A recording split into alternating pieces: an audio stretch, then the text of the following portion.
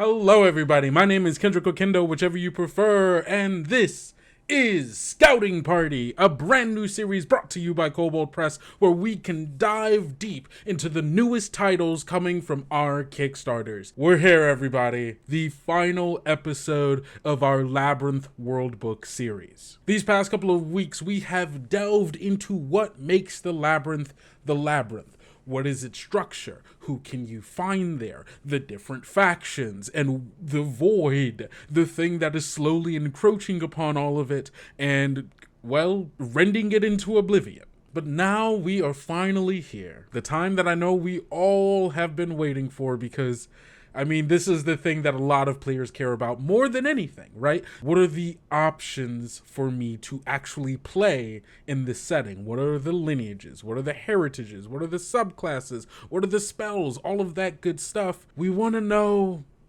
our next character. We want to know what the builds are going to be. So that's what we're talking about this week. The character options. I had the pleasure of talking with senior game designer and creator of Tales of the Valiant, Celeste Conowitch, and writer and designer Richard Green to talk about this very thing. What are the character options? What are the new toys that we're going to get to play with? So this is it, the final episode of Scouting Party for this series, not just like in general. But let's go and meet the heroes of the Labyrinth.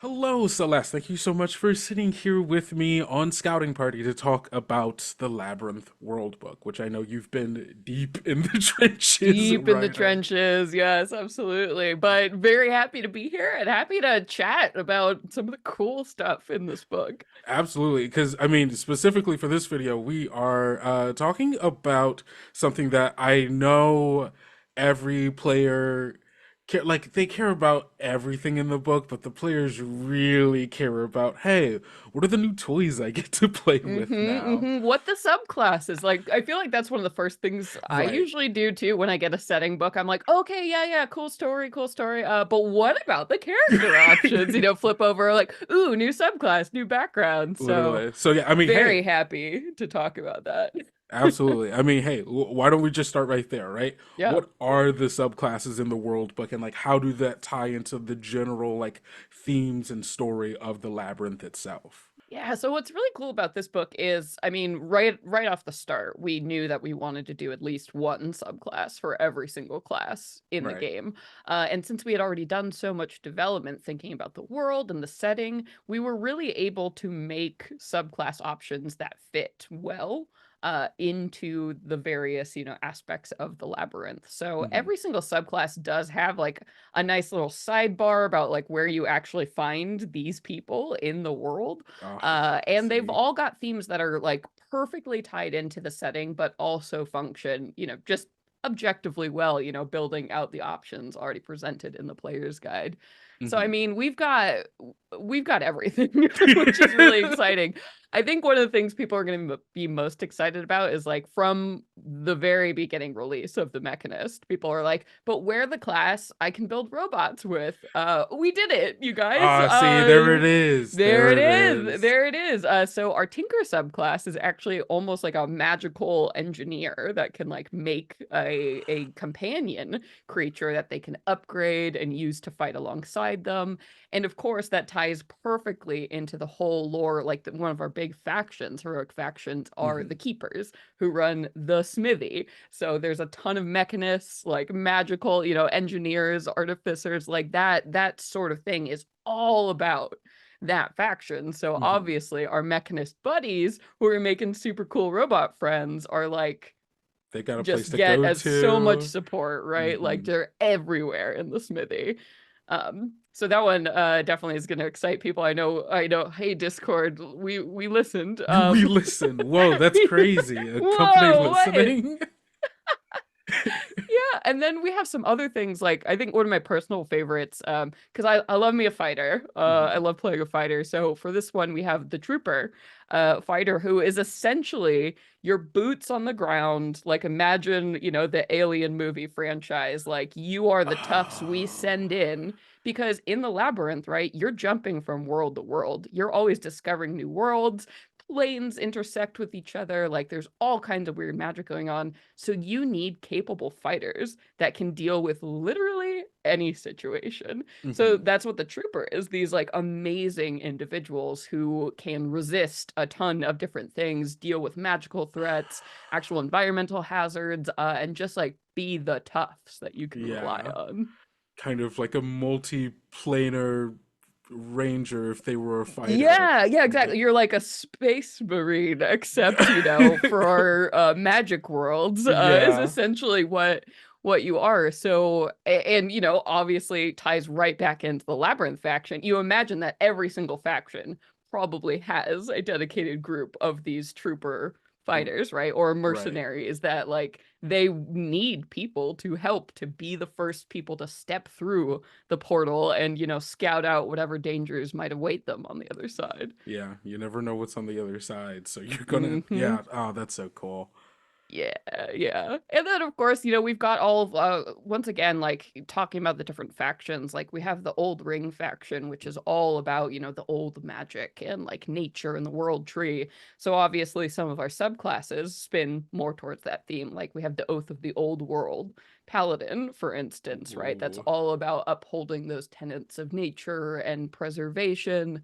And then, of course, we have things like the Concord of Stars, like that faction. Mhm. It has like deep ties to the celestial realms. So we've got options like, your sorcerer or your warlock with that like Ooh, celestial oh. patron, right? Like Mhm. we wanted to make sure that we got a little bit of those flavors, scattered through all the subclasses. So no matter what you wanted to play, there is somewhere in the labyrinth where you're likely to find a lot of friends and a lot of support. Hmm.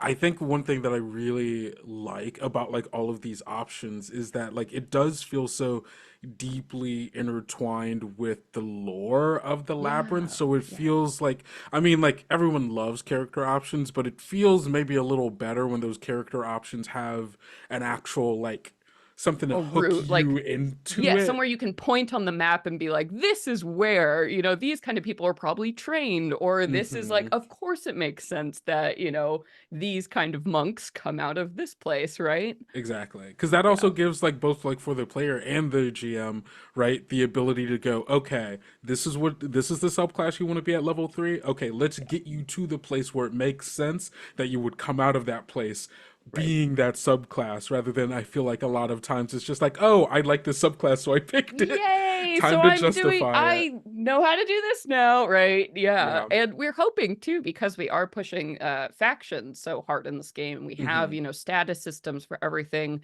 We're hoping as well that this scattering of like when we talk about subclasses and like how people with this subclass are probably like lots of the NPCs or the PCs associated with the various factions, that's one more way we can give people like an easy in to connecting with certain NPCs, certain heroes, Hmm. certain villains, just based on those ties that are actually present in the setting. Yeah. Love it when the mechanics align with the Ooh, and story it that all you're trying to gels. tell, and it's Also, like, me too. It's very rare that, you actually get all of the setting and the lore for something before having to decide what all the mhm. mechanical options are. So for me, I was very spoiled on this because we had already done so much world building Right. before we even started the mechanic components. So it really, really is just that nice fit, and it's been a lot of fun for me, certainly. There are a bunch of new lineages.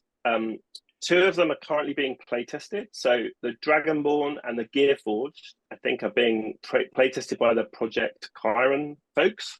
So there's two new Dragonborn. There's a yellow Dragonborn that has a radiant breath weapon, and a void Dragonborn that has a necrotic breath weapon.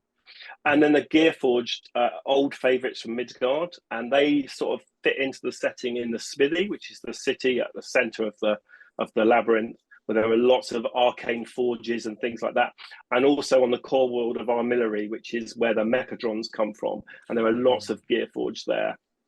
And then Yeah. there are two new variations on popular lineages. So there are midnight dwarves and there are star elves. And midnight dwarves are descendants of a clan of dwarves that has been exposed to the void. So they have become sort of resistant to psychic damage, and they are able to survive on dead worlds or even in the void itself. And then the star elves, they kind of claim to be the first elves. So they're like the blessed children of Solana, the sun god, and Sabateus, the moon god. And they tend to live in Celestia and Sunhome. They're often members of the Concord of the Stars. And they have a stellar stride ability that allows them to teleport short distances while they're in bright and dim light. And then finally, we have the Minotaurs. So you couldn't really have a labyrinth without Minotaurs. Yeah. And they obviously the first race to discover the labyrinth, navigate its pathways, and they can attack with horns, they can charge, and they know how to find their way through the maze with ease. And then finally, we're also including the Bright Fae from Castles and Crowns, because they're the primary inhabitants of the Summerlands, and so they kind of need to be in the book for people to be able to play those kind of characters. Yeah. Now that's and those each one of those options is just filled with like there's so much there to chew on when creating a character and making their story.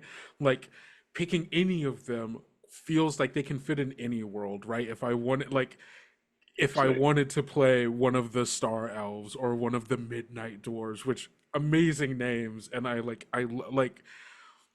they feel like I could show up in Midgard or I could show up in like my own campaign setting, right?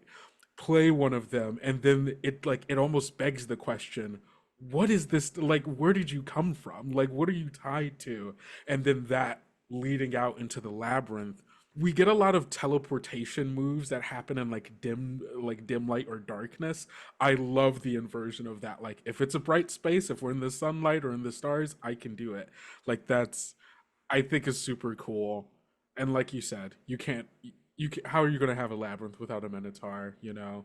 Obviously, all of the subclasses, as we just talked about, are like blended into the lore, but I'm sure the new talent and especially like background and heritage options are going to be as well. Yeah, and what's really cool is so Richard, Richard Green, who was one of the other like lead designers on the book, he did a lot of work building out the heroic factions. And actually, for this chapter, he specifically designed backgrounds that are tied to the factions. So if you want your background to literally be, I have been working for this faction, you can just choose that background. So you already start off like with those social ties, with that actual like placement in the setting itself. So that's a really exciting thing we got to do with just the backgrounds, as well as including just some other general background options.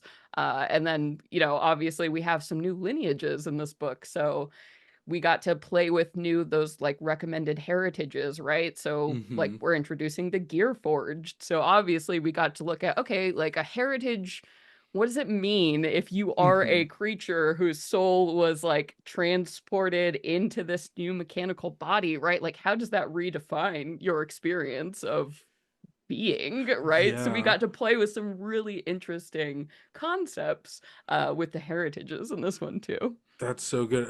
And honestly, I mean, touching on that real quick, because like I think every fantasy game that has the kind of like constructed lineage of people, right, has their own kind of lore of like, how does that come about? What is the purpose of it? I'm interested, like, what is the Labyrinth's answer to where do the Gearforged come from and why are they the way they are? Yeah, so the Gearforged, and this is something, you know, because the Gearforged have been in a lot of Kobold Press products through the years. So now we're here in Tales of the Valiant, reintroducing them once again. And what's so interesting about our Gearforged are the assumption is like you were a flesh and blood creature once. And then that consciousness, your mind, your soul was basically taken from that body and put into this mechanical form, typically because the creature died, right, or was going to die and made this choice to like transposition themselves into this new form.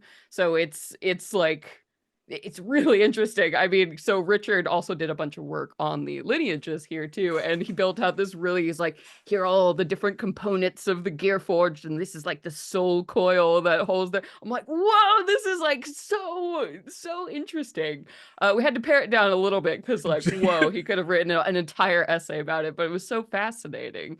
So this whole idea that you absolutely were someone else once, right? And why you made that choice to have your soul moved, or like why you were created, this whole circumstances around their creation is just, it's really interesting and leaves a lot of room, I think, for the players to kind of define what that history was, you know, what was the point of doing this. So it's a really interesting twist, I feel like, other than just like waking up, I'm a robot who was made for, exactly. you know, something. It's I think there's a lot more nuance and a lot more space to play in when it isn't as clear cut of like, like you were you a are thing that soldier was made for war, you know, exactly. like Now what are you without war? And it's like, yeah, okay, I get it. We've told we've heard that like, story before, right? But the transition, and you can do that with the Gearforge, obviously, but right, because that is still an option. You can Yeah. still be a body that was made for war, that was like, Yeah. and that's a really interesting thing when you were a flesh and blood person that was then Yeah. transported in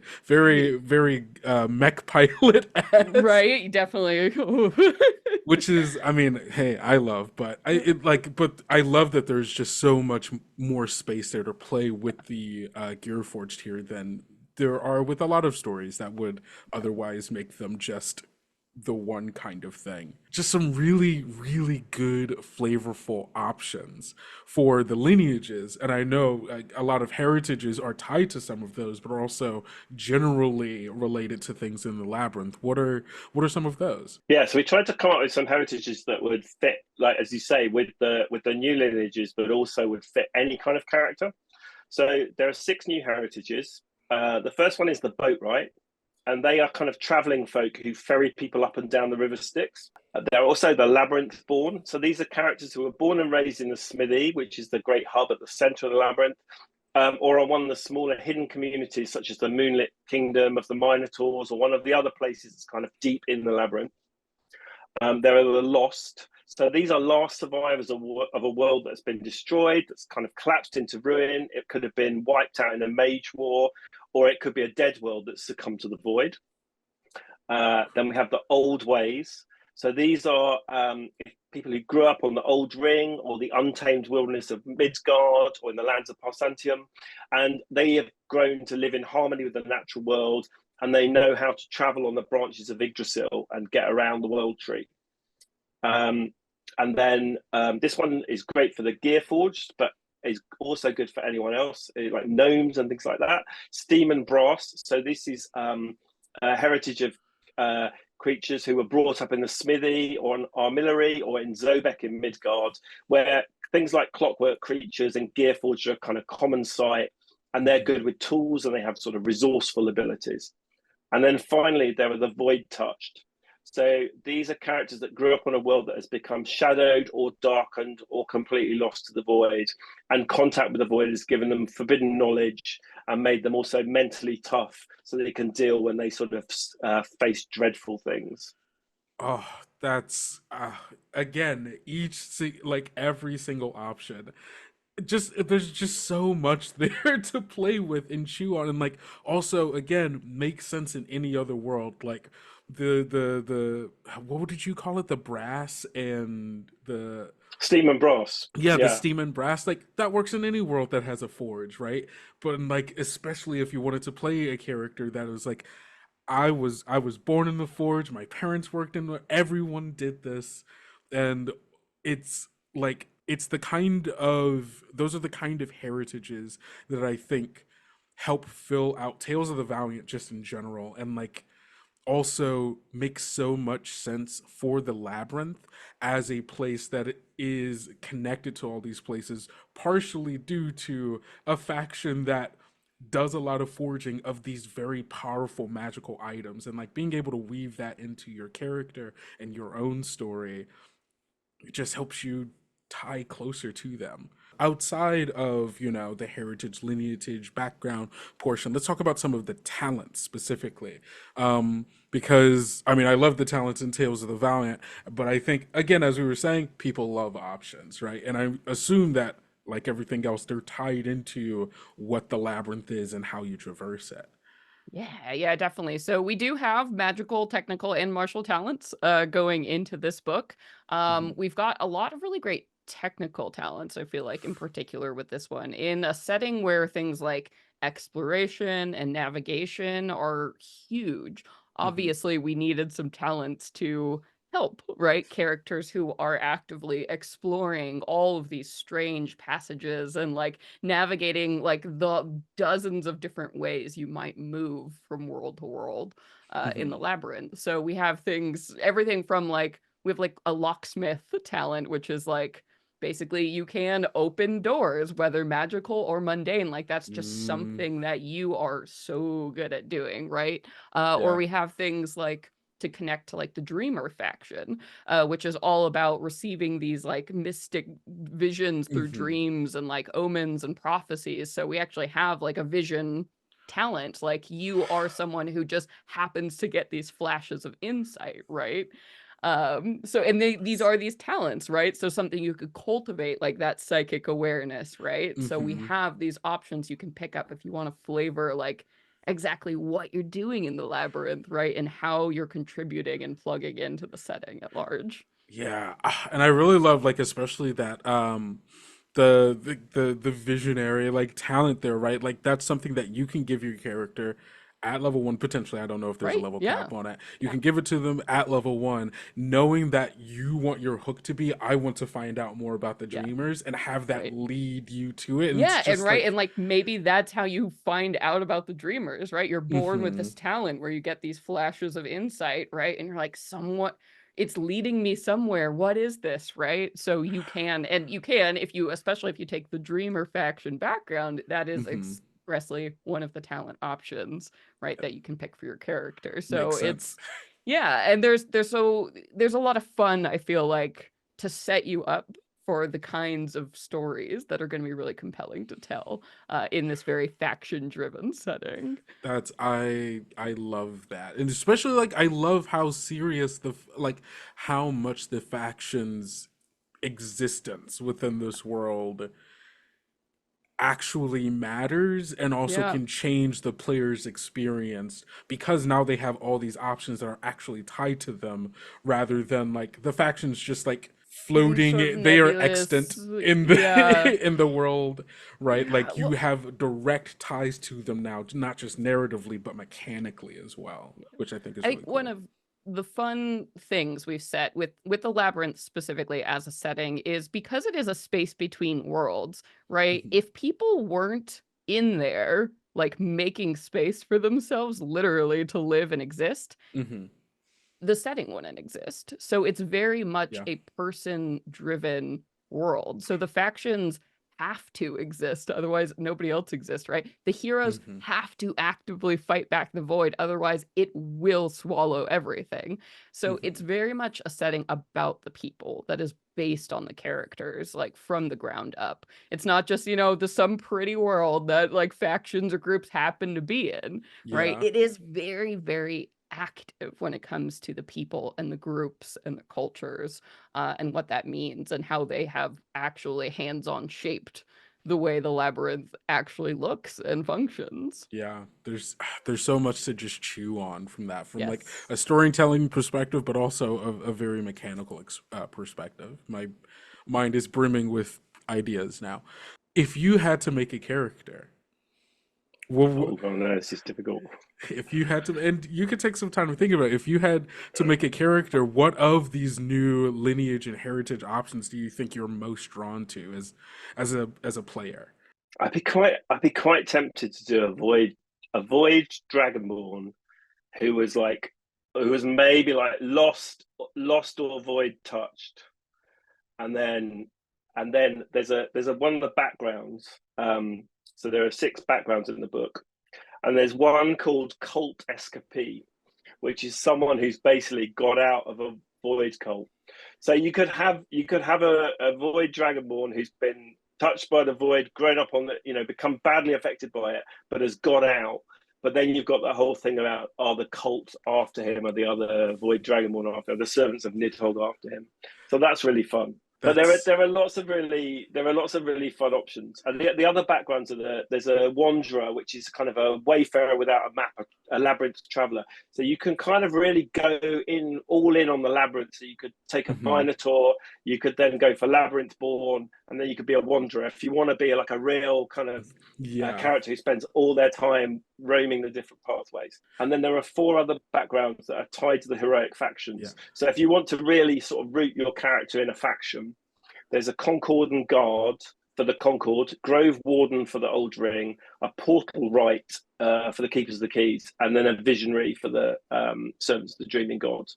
And they are all kind of, tied into those factions and give you some little abilities, but you can decide if you're a current active favored member of the faction, or if you've maybe been thrown out but you came from that background. So lots of interesting possibilities.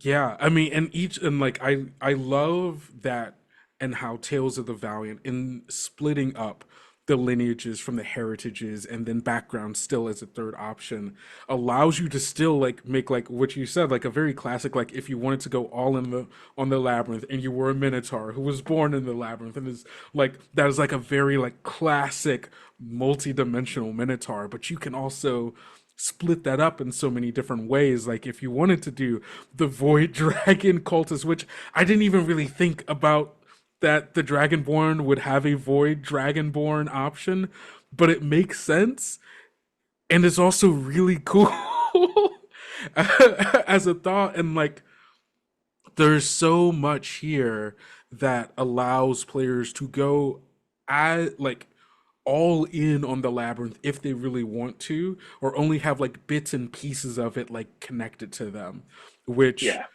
is great for those small intimate stories that still like a faction has showed up in your world and is doing something, or you're out in the labyrinth actually like going to all of these different worlds. Like there's so much space to mix and match this to whatever kind of game you're playing. Yeah, absolutely. That's I'm very excited. I'm very, very excited. I'm excited to be able to talk about it now. It's like a long time working on this, so it's nice to be able to chat about it. Right? Like actually sort of talk about it.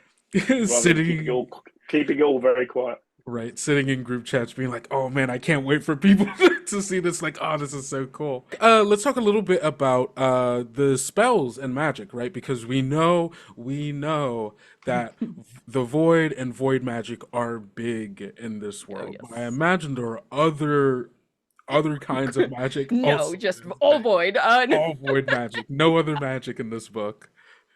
Yeah, so we did a lot. There are a lot of magic items and a lot of new spells in this book, over 70 new spells in here. So that obviously includes ritual spells and your standard spells, and for all 4 source lists. I think people who are fans of like the weird source list in particular are going to get a lot of new stuff in this, because once again, the weird source of magic is all about calling forces from outside of normal reality, right? And bringing them in to change and reshape things, which is something that is incredibly helpful in a world where you're constantly trying to find doors, open doors, seal them, keep things from coming through, make things come through, right? Yeah. So the weird magic source got a lot of love in this book.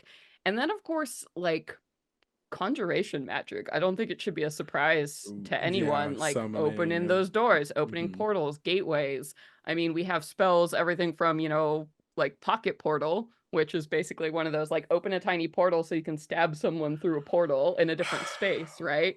All the way to like ritual spells, which is like hidden path, where you actually like open up, like you choose 2 locations that exist on the same plane, and then you open up this like Escher like tunnel of like weird staircases and doors and stuff that allows your party to travel, between these locations in 1/10 of the time, right? But hopefully nobody finds the door and comes in after you, because once you've opened that path, like it's there, right? Yeah. So we've got a huge range of those kind of really interesting ways to travel more quickly. And obviously those who can master these kind of magic are going to be so key, so instrumental in fighting off, whatever is happening in the labyrinth. Like sometimes that is exactly what you need. You need to get there quickly to save a world from being destroyed, right? Oh my God, the void forces have punched a hole through the smithy, and if we don't get there right now, game over. Right. So having magic to make that actually possible is Yes. important. Yeah, and a lot of the magic items as well help with traveling. So things like that enhance movement or allow you to survive in extreme environments. That's a big thing because we have a whole dedicated section on like void terrain and all the hazards and diseases and horrible things that come with that. And trust me, you're gonna need help. You're gonna need a lot of help. To get So a through. lot.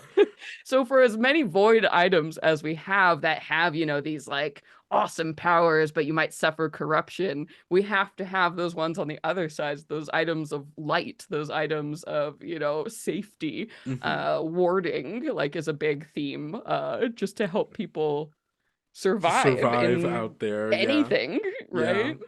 And that makes a lot of sense, especially because you could at any point randomly come across, oop, no, this was a dead world. We should not be here. Yep. The void's Oh here. my God, we're stuck on a dead world. And what's, what one of the fun things about the labyrinth too is it almost has like characters in the world suspect that the labyrinth might have some kind of consciousness or something, because sometimes it'll mislead people, or it'll like, there is actually a phenomenon called glitches where there are actually like portals that you can find in the labyrinth, right? Gateways or something. Maybe it's from ancient technology, right, of a civilization long dead, or people have intentionally built them. But every once in a while you can use these same portals that, 9 times out of 10 they take you exactly where they always have, but a glitch might occur and it'll send you somewhere completely different. And it's like, is that because the labyrinth wants people to go there? Or like, so that's why these strange kind of things, or a portal will just change locations, like, and leave you stranded somewhere for, 24 hours before the portal changes back and like, will take you back where you want to go. Yeah. This is actually like a table and a phenomenon that you could can roll just on happen and experience. randomly. Oh right. my God, imagine. So you really that's why do. you need troopers. Yeah, exactly, right? Like, where is this portal going? And like, if a new portal appears, or some mechanist gets clever and it's like, I've invented this gateway to, I'm pretty sure it goes here. You're not going to send that guy to go test it, right? You're going to call in, a true beefcake with guns and stuff. That's who you want to go through first, right? Basically, yeah. No, I mean, hey, that makes sense to me. And you were talking about like the different like magic items and stuff that like the different ways that people use to traverse. And I know that there is a specific portion in the book specifically about vehicles and the different vehicles that you use to move through the labyrinth. Let's talk. What are some of those, and like how do that change the experience of moving through it? Yeah. So I think one of the most exciting things about the vehicles is they're big. They're big, man. Because we have these we have 3 kind of categories of different like cultures that live in the labyrinth.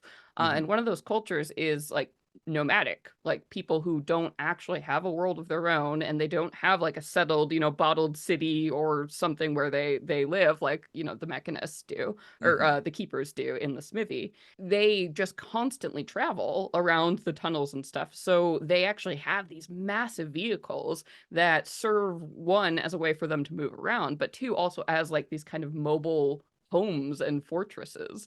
So you have some of these cool factions you're absolutely going to run into, like the Infernals, for instance. Like the Infernals, their worlds are swarming, teeming with devils and fiends. Like there are just literally too many of them to exist in these places. So there are just huge caravans of fiends that hang out on these ships. They're called infernal barks, and they're just like these massive warships that can actually convert to like land treads or like roll, or they can fly as needed.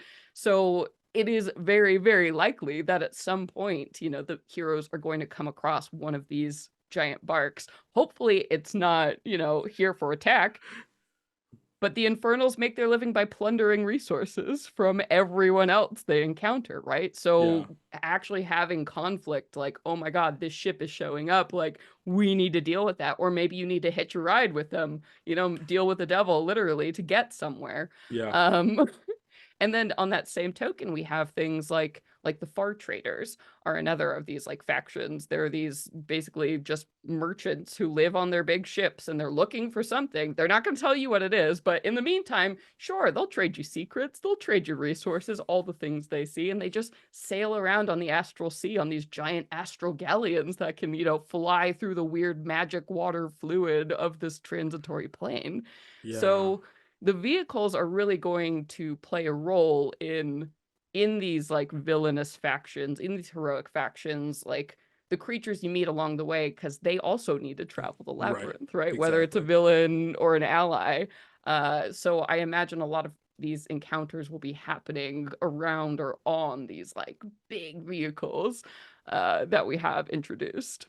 That is, I mean, again, it's just the same thing I've been saying. I love this cohesion of mechanics and narrative and the factions, like everything being based off this, and like how you said earlier, this place only exists because there were people in it Because of making the space people. for Yeah. making space for themselves. So all of the options that we get coming out of it are representative of, well, these are the ways that people have made space for themselves and continue to make space and try to hold these things together or break them apart, depending on who.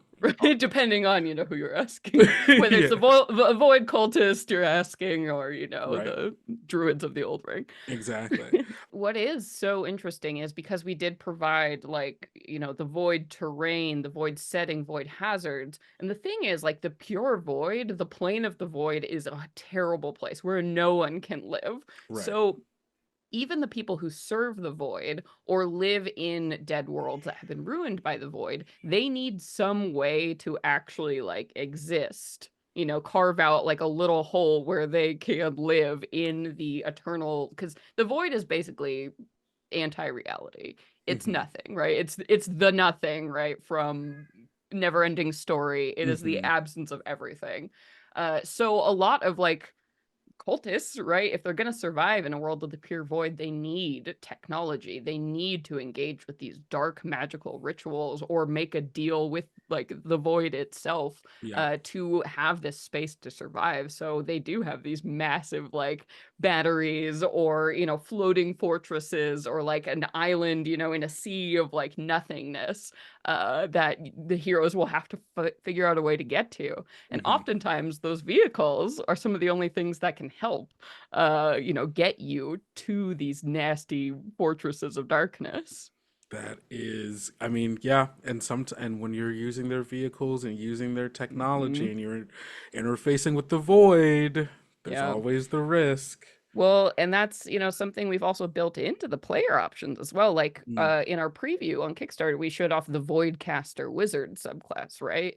And the thing is, like, yeah, cool. It makes sense that villains might have like these options, but we put them there intentionally for the player characters, for the heroes, because sometimes the only way to fight back the void is with the void.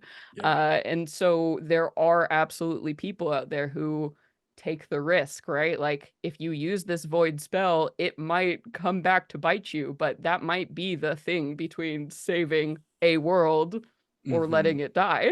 Yeah. And those are the hard choices. I think it's those kind of like hard choices and kind of like moralistic like weighing that comes with with interacting with the labyrinth and the void, because those are the big questions, right? Of, oh, if the void is like encroaching upon two different worlds and we only have enough people and enough time to go to one of them, which one is it?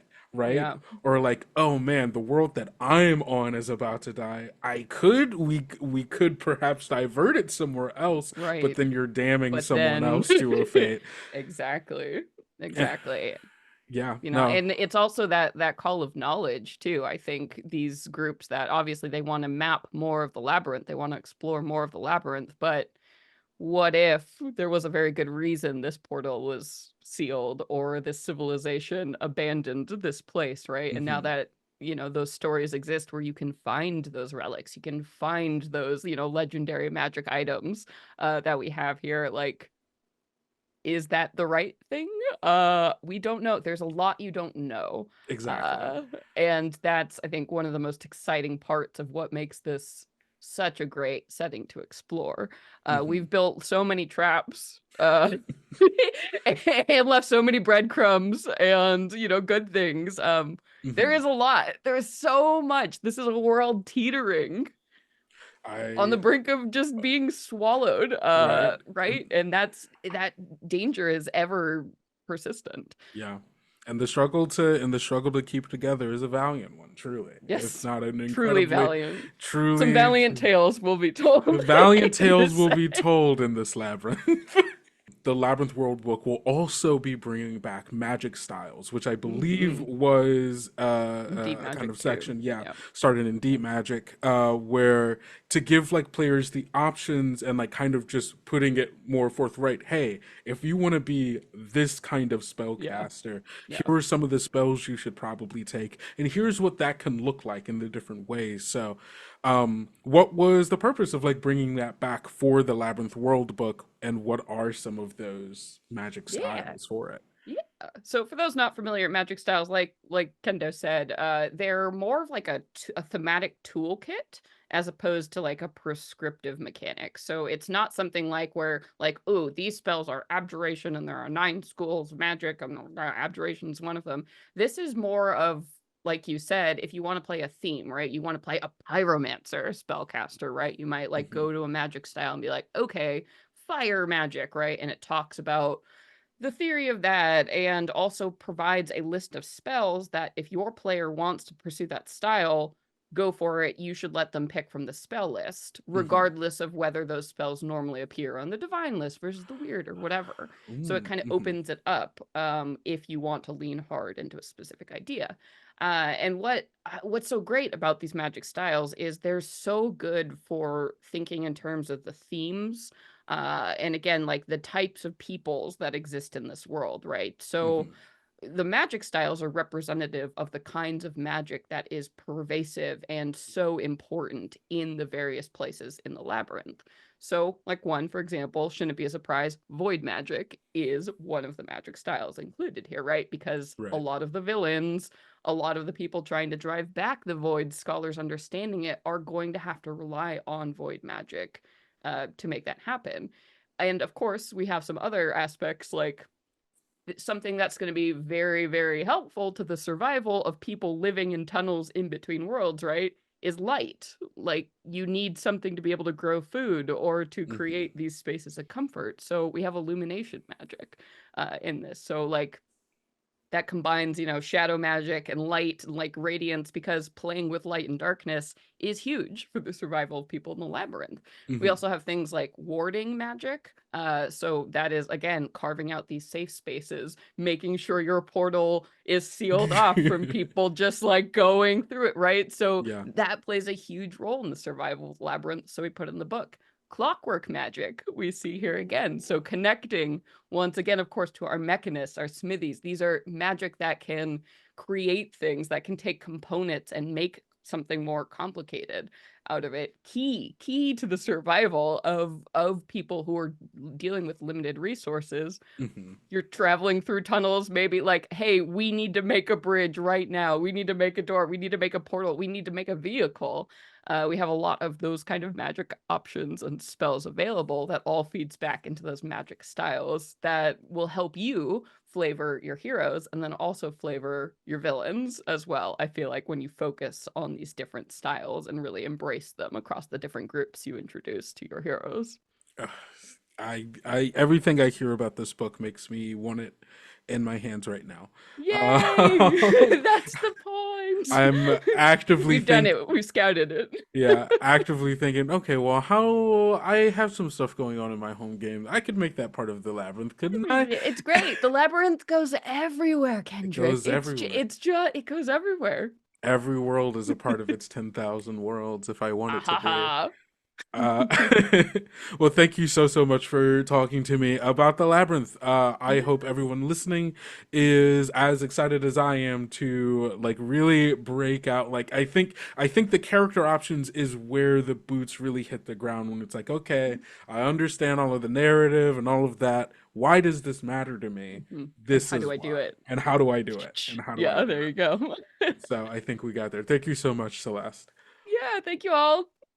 And that is where we have to leave off that conversation, everyone, because it's over. It's over now. I hope you enjoyed those conversations as much as I did, because I knew, frankly, probably as much as you all did before this series started. And now I feel like I know enough to fill multiple campaigns worth with, because the labyrinth is just full of so many good ideas, scores and scores of lore, people, and now we know character options that are also tied into the lore of those people and those places within the labyrinth. Even if I'm not playing a game directly in the labyrinth itself, I can still take a trooper fighter or a crafting domain cleric or a path of the fallen barbarian and play that in probably just about any setting. But because these subclasses and these heritages and these